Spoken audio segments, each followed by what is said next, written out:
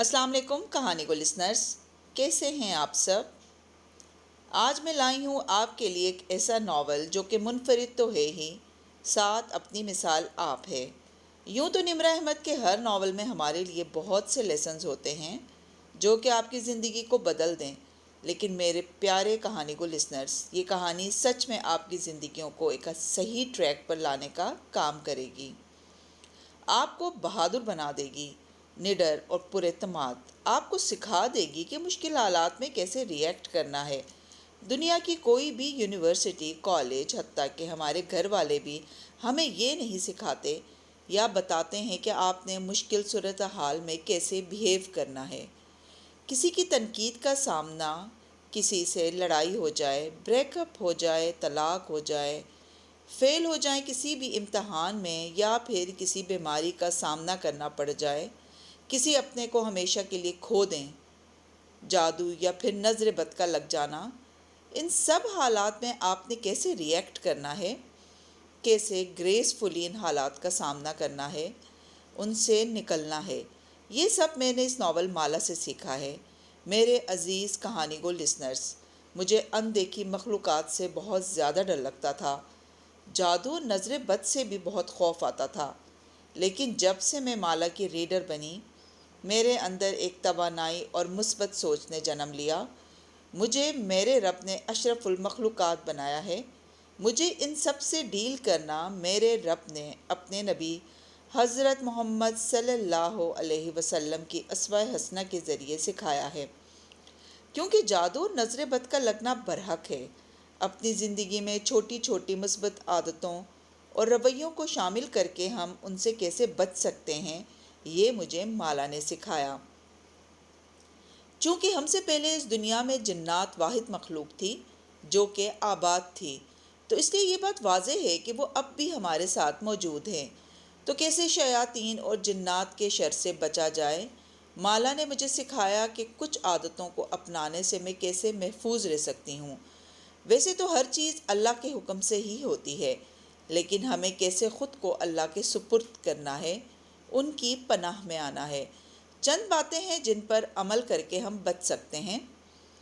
اذان کو مکمل خاموشی سے سننا، اذان کا جواب دینا اور پھر دعا مانگنا، 5 وقت کی نماز کا پابند ہونا، روزمرہ کی دعائیں اور ذکر و اذکار کو اپنی عبادت میں شامل کرنا، گھر میں داخل ہوتے وقت اونچی آواز سے السلام علیکم کہنا اور پھر اعوذ باللہ پڑھنا، اس سے آپ شیاطین اور جنات کے شر سے بچ سکتے ہیں۔ موت برحق ہے، نہ کہ آپ ایک سانس کم اور نہ زیادہ لے سکتے ہیں، بلکہ موت ہی ہماری زندگی کی محافظ ہوتی ہے، کیونکہ جب تک آپ کی زندگی ہے موت ہی آپ کی حفاظت کرتی ہے۔ لیکن کسی اپنے کو کھو دینے پر کیسے ہم نے بیہیو کرنا ہے، کیسے اس ٹراما یا گریف پیریڈ کو گزارنا ہے، یہ سب کچھ آئیے ہم اس ناول سے سیکھتے ہیں۔ پڑھنا اور سننا اور پھر عمل کرنا، یہ ایسی صفات ہے کہ جس سے انسان اشرف المخلوقات کے درجے پر فائز ہے۔ سوچنا اور سمجھنا ایسی صفات ہیں جو ہمیں ممتاز بناتی ہیں۔ تو ہم جو بھی کچھ پڑھتے ہیں اس سے اپنی زندگی میں کچھ نیا سیکھتے ہیں۔ اسی لیے میں اپنے لسنرز کے لیے ایک بے مثال ناول مالا لے کر آئی ہوں۔ امید کرتی ہوں کہ یہ آپ کو بہت پسند آئے گا۔ چینل پر نئے ہیں تو چینل کو سبسکرائب کرنا نہ بھولیں، اور اگر کہانی پسند آئے تو لائک کریں اینڈ کمنٹ میں ضرور اظہار کیجیے گا۔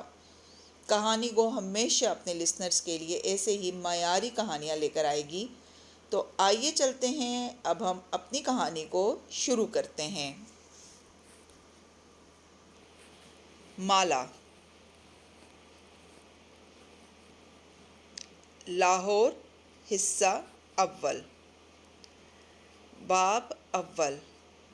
بس ایک کار کریش، کسی مرض کی تشخیص، ایک غیر متوقع فون کال، کوئی نیا دریافت شدہ عشق یا ایک ٹوٹا ہوا دل، بس اتنی سی دیر لگتی ہے ہمیں ایک بالکل مختلف انسان بننے میں۔ کتنی خوبصورتی سے نزاکت بری ہے ہمارے اندر کہ یہ سب چیزیں بس ایک پل میں بدل ڈالتی ہیں اس حقیقت کو کہ ہم کون ہیں۔ Samuel decker Thompson. تاریخ تھی 5 اپریل، شہر تھا اسلام آباد کا اور وقت تھا صبح 8 بجے کا۔ ہماری کہانی ایک غیر متوقع فون کال سے شروع ہوتی ہے جو اس صبح کیف جمال کو موصول ہوئی تھی۔ کیف ان دنوں بے روزگار اور ناکام انٹرپرینیور کی طرح دن چڑھے سویا کرتا تھا اور دوپہر سے فجر تک کام کی تلاش میں لیپ ٹاپ کے سامنے بیٹھا کرتا تھا۔ اس وقت بھی وہ گہری نیند میں تھا جب گھنٹی بجی۔ اس نے سوئے ہوئے دماغ کے ساتھ فون کان سے لگایا۔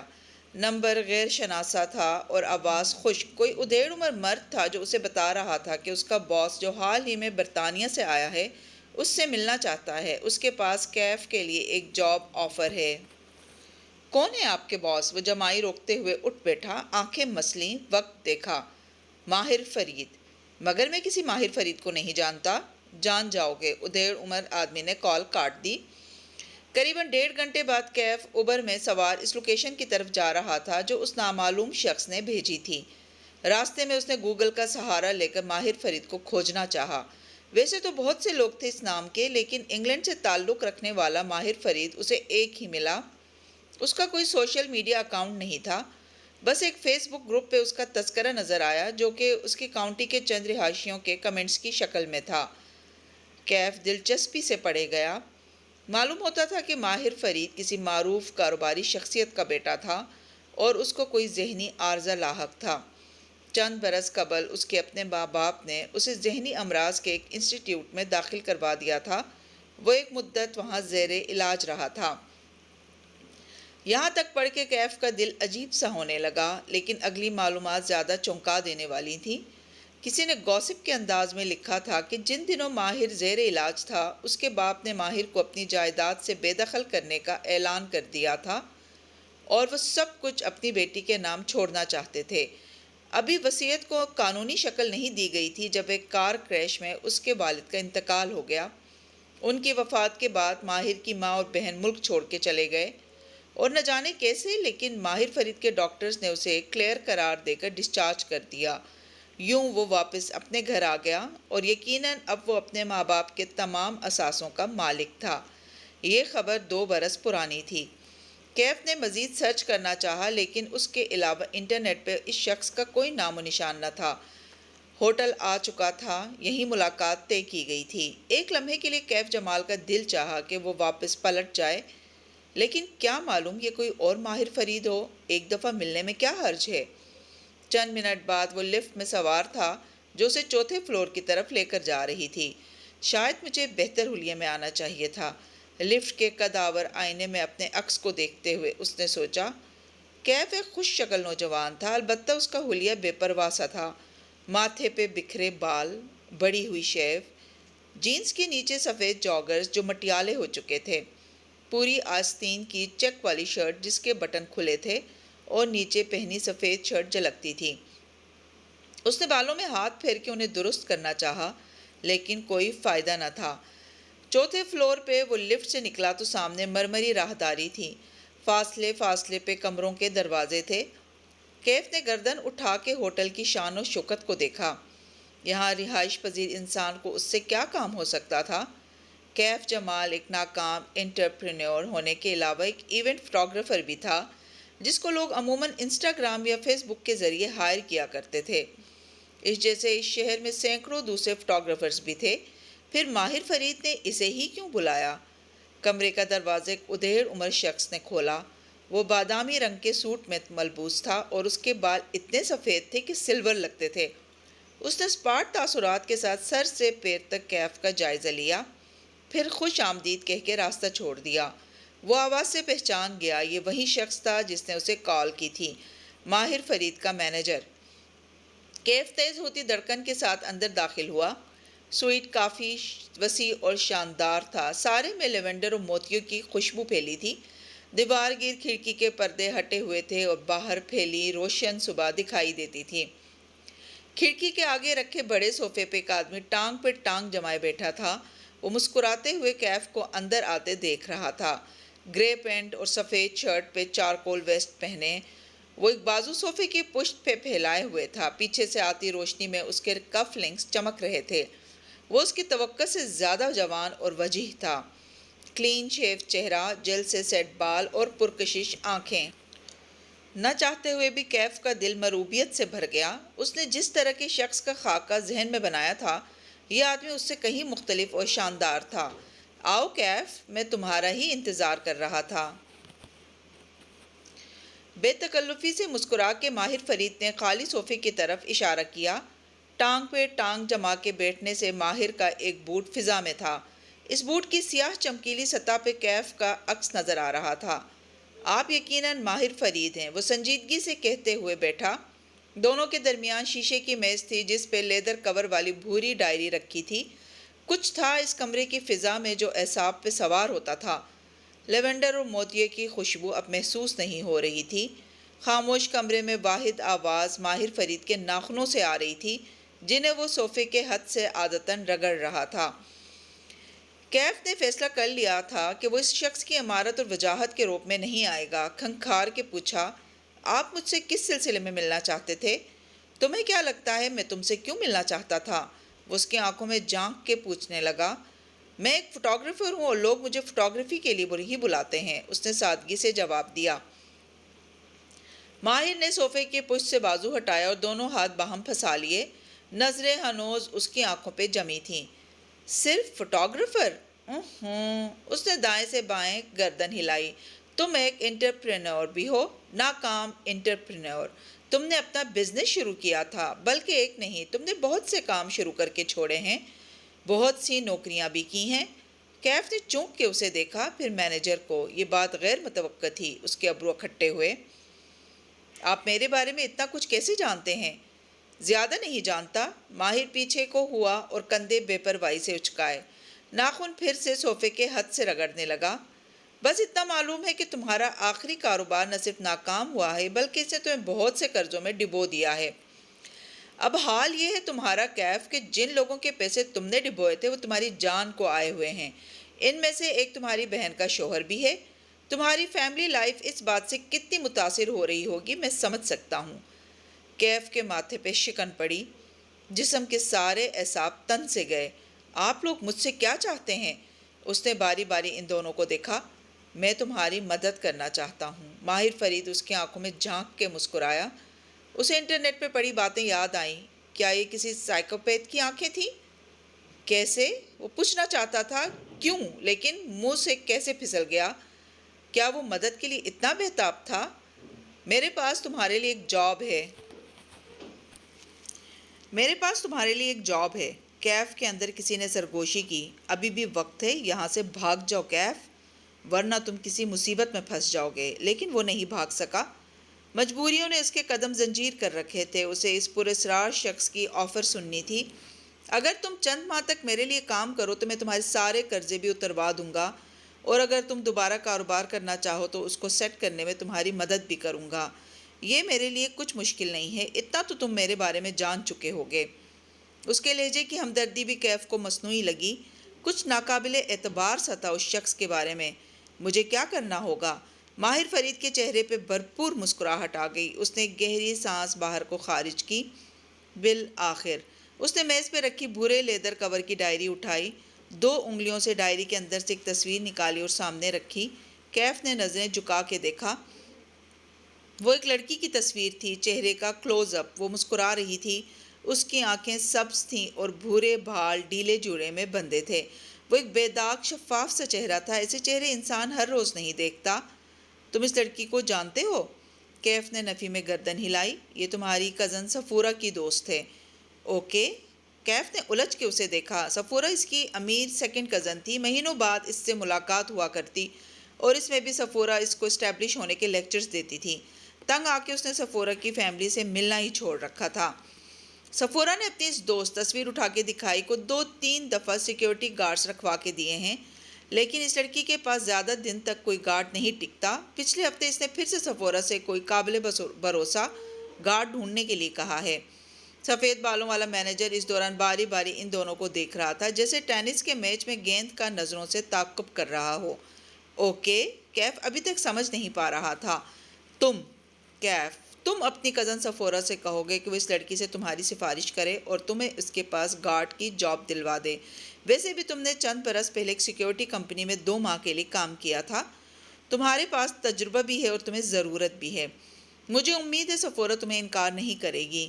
تصویر رکھی اور مسکرا کے کندھے اچکائے، بس اتنا سا کام ہے۔ بالآخر معاملہ کیف کی سمجھ میں آنے لگا۔ آپ چاہتے ہیں کہ میں سفورہ کی دوست کا گارڈ بن جاؤں، اس کا اعتماد حاصل کروں، مگر کیوں؟ ماہر فرید کی مسکراہٹ غائب ہوئی، چہرے پہ سختی در آئی۔ ایسے کاموں میں کیوں نہیں پوچھتے، کام کی قیمت پوچھتے ہیں۔ ابرو اٹھا کے سرد لہجے میں تنبیہ کی۔ چند لمحے کے لیے سٹنگ روم میں سناٹا چھا گیا، ساری خوشبوئیں مر گئیں، اب صرف ایک احساس یرغمالی تھا۔ دیکھیں، وہ قدرے دھیما لہجے میں بولا، مجھے اتنا تو بتائیں کہ مجھے اس کے پاس جاب کر کے کیا کرنا ہے، میرا مقصد کیا ہوگا؟ میں کوئی برا انسان نہیں ہوں، ٹھیک ہے میرے مسئلے ہیں، لیکن میں کچھ غلط نہیں کرنا چاہتا۔ ماہر فرید نے بدمزہ ہو کے مینیجر کو دیکھا، بہت بولتا ہے یہ۔ مینیجر نے ہلکے سے شانے اچکا دیے، پھر کوٹ کی جیب سے ایک پرچی نکال کے کیف کے سامنے رکھی، اس پہ ایک رقم درج تھی۔ کیف نے رقم کے ہندسے پڑھے، پھر صفر گنے، 1 بار 2 بار، اس کی آنکھیں تعجب سے پھیلیں، نظریں اٹھا کے تذبذب سے ماہر کو دیکھا۔ بدلے میں آپ کیا چاہتے ہیں؟ اتنے پیسے کوئی نیک کام کے لیے نہیں دیا کرتا کیف، وہ اسپاٹ سے انداز میں بولا۔ کیف نے پرچی پہ درج رقم دوبارہ پڑھی، پھر سر جھکا دیا، اتنا کہ تھوڑی سینے سے لگنے لگی۔ کسی لڑکی کا گارڈ بننے کا مطلب ہے سائے کی طرح اس کے ساتھ رہنا، اس پہ نظر رکھنا، اس کو نقصان پہنچانا۔ یہ مجھ سے نہیں ہوگا۔ سر ہنوز جھکا ہوا تھا۔ ماہر فرید کچھ دیر اس کے جھکے سر کو گھورتا رہا، پھر وہ اٹھا اور ٹائی کی نوٹ ڈھیلی کی۔ کیف نے چہرہ اٹھا کے اسے دیکھا۔ وہ صوفے کے پیچھے چلا گیا اور کھڑکی کے سامنے چکر کاٹنے لگا، دائیں سے بائیں، پنڈولم کی طرح۔ وہ جیسے کچھ سوچ رہا تھا، پھر قدم روک کے دور بیٹھے کیف کو دیکھا۔ ٹھیک ہے، نہ مانو میری بات، پھر کیا کرو گے؟ اس کی آواز میں نرمی تھی، جیسے سمجھا رہا ہو۔ کاروبار میں نقصان اور قرضوں نے تمہاری سوشل لائف ختم کر کے رکھ دی ہے۔ مرد کا معاشی طور پہ اسٹیبلش نہ ہونا اس کی عزت عادی کر دیتا ہے۔ وہ لوگوں سے ملنا چھوڑ دیتا ہے، لاؤنج لیزرڈ بن جاتا ہے، گھر سے نہیں نکلتا، اور نکلتا ہے تو ایسے جوتے پہن کے۔ کیف نے چونک کے اپنے جوتوں کو دیکھا، سفید جاگرز اب مٹیالے ہو چکے تھے۔ اس نے پیر قدرے پیچھے کیے، لیکن وہ ان کو چھپا نہیں سکتا تھا۔ دوسری طرف میری آفر ہے۔ ماہر فرید واپس اس کے سامنے آ کے بیٹھا۔ میرے لیے صرف 2 ماہ کام کرو، صرف 2 ماہ، اور ساتھ اپنی فوٹوگرافی جاری رکھو اور اپنا نیا بزنس پلان بناؤ۔ 2 ماہ ختم ہوتے ہی میں تمہارا بزنس خود سیٹ کروا دوں گا، مارکیٹنگ، نیٹ ورکنگ میری ٹیم سب کر لے گی، صرف 2 ماہ۔ وکٹری کی 2 انگلیاں بنا کے دکھائیں۔ آپ اپنا کام کسی سے بھی کروا سکتے ہیں، پھر میں ہی کیوں؟ ماہر فرید پیچھے کو ہوا اور ٹانگ پہ ٹانگ جمائی۔ اب کہ وہ بولا تو آواز میں برہمی تھی۔ تم میرا کام کرو گے یا نہیں؟ کیف جمال کا چہرہ ہلکا سا سرخ ہوا۔ آپ جلدی میں ہیں؟ اگر میں جا کے سفورہ کو بتا دوں کہ کوئی اس کی دوست کو سٹاک کرنے کی کوشش کر رہا ہے تو؟ وہ کیف کو چند ثانیے دیکھتا رہا، پھر ایک دم سے ہنس پڑا اور نفی میں سر ہلایا۔ تم یہ نہیں کرو گے؟ یہ کہتے ہوئے اس نے تصویر اٹھائی۔ کیف کو تصویر کی پشت نظر آئی، وہاں کچھ لکھا تھا، 5 الفاظ۔ آپ کو کیسے معلوم کہ میں یہ نہیں کروں گا؟ وہ متعجب ہوا۔ ماہر فرید نے جواب نہیں دیا۔ اس نے لیدر ڈائری کھولی۔ کیف کی نظریں نیچے جھکیں۔ وہ جسے ڈائری سمجھ رہا تھا وہ دراصل فوٹو البم تھی۔ اگلے ہی لمحے اس کا سانس رک گیا۔ پہلے صفحے پہ اوپر نیچے 2 تصاویر تھیں۔ اوپری تصویر ایک سیاہ بالوں والی لڑکی کی تھی، وہ اس میں مسکرا رہی تھی۔ نچلی تصویر اسی لڑکی کی تھی، لیکن اس کی آنکھیں نیلو نیل تھیں، پیشانی زخمی تھی اور پلکیں بند تھیں۔ وہ شاید کسی لاش کی تصویر تھی۔ وہ آہستہ آہستہ صفحے پلٹانے لگا۔ ہر صفحے پہ اوپر ایک لڑکی کی زندگی سے بھرپور تصویر ہوتی اور نیچے زخمی یا لاش جیسی تصویر۔ تصویریں مختلف لڑکیوں کی تھیں۔ اس نے 6واں صفحہ پلٹایا تو وہ خالی تھا۔ اس نے اوپری خانے میں سبز آنکھوں والی لڑکی کی تصویر ڈال دی۔ نیچے جگہ ابھی خالی تھی۔ کیف اپنی جگہ سے ہل نہیں سکا۔ اطراف میں ساری خوشبوئیں دم توڑ گئی تھیں۔ اب صرف کافور کی بو تھی جو اندر باہر پھیلی تھی۔ ماہر فرید نے کھلی ہوئی البم پرے دھکیلی اور نظریں اٹھا کے کیف کو دیکھا۔ پھر اس نے 2 فقرے بولے۔ وہ 2 فقرے اس کی ساری گفتگو پہ بھاری تھے۔ کیف جمال نے رکی ہوئی سانس خارج کی، پرچی پہ لکھے صفر گنے۔ یہ اس کے قرضے اتارنے کے لیے کافی تھے، اور ان 2 فقروں کے بعد اس کے پاس انکار کی گنجائش نہیں تھی۔ صرف 2 ماہ کے لیے وہ یہ کام کر سکتا تھا۔ میں تیار ہوں۔ ماہر فرید مسکرایا۔ Good boy. پھر مینیجر کو اشارہ کیا۔ اس نے جیب سے ایک پھولا ہوا لفافہ نکال کے کیف کے سامنے رکھا۔ یہ کام کے علاوہ ہیں، صرف اس لیے کہ تم نئے جوتے خرید سکو۔ آئندہ کسی ورک میٹنگ پہ ایسے جوتے پہن کے مت آنا۔ نرمی سے تنبیہ کی۔ اب تم جاؤ، مالک تم سے خود رابطہ کر لے گا۔ سفید بالوں والے کی طرف اشارہ کیا۔ کیف نے ایک ملامتی نظر اس پہ ڈالی، پیکٹ اٹھایا اور وہاں سے اٹھ گیا۔ مجھے اس لڑکے پہ اعتبار نہیں ہے ماہر۔ اس کے جاتے ہی مالک ناخوشی سے بولا۔ اعتبار تو مجھے تم پہ بھی نہیں ہے، لیکن ہم ساتھ کام کر رہے ہیں نا، وہ عام سے لہجے میں کہتے ہوئے اٹھا اور کھڑکی کے سامنے جا کھڑا ہوا۔ دوپہر کی سنہری روشنی سیدھی اس کے چہرے پہ پڑنے لگی۔ ماہر نے آنکھیں بند کر لیں۔ ماہر، مینیجر نے پکارا، انتقام کے سفر پہ نکلنے والے کو چاہیے کہ وہ 2 قبریں کھود لے، ایک دشمن کی اور ایک خود اپنی۔ یہ کنفوشیس نے کہا تھا، اور جانتے اسے کیا چیز قبر تک لے گئی؟ اپنے بیٹوں کی موت کا غم۔ وہ آنکھیں بند کیے کہہ رہا تھا سرد سی خاموشی میں، موت سے بڑا کوئی غم نہیں ہے مالک۔ میز پہ البم یوں ہی کھلا رکھا تھا۔ مالک نے تعصب سے نفی میں سر ہلایا، پھر ہاتھ بڑھا کے چھٹا صفحہ پلٹایا تو سبز آنکھوں والی لڑکی کی تصویر کی پشت دکھائی دینے لگی۔ وہاں اردو میں لکھا تھا، حور جہاں کی بیٹی کشمالہ۔ جی تو کہانی کو لسنرز، آج کی قسط آپ کو کیسی لگی؟ امید ہے کہ پسند آئی ہوگی۔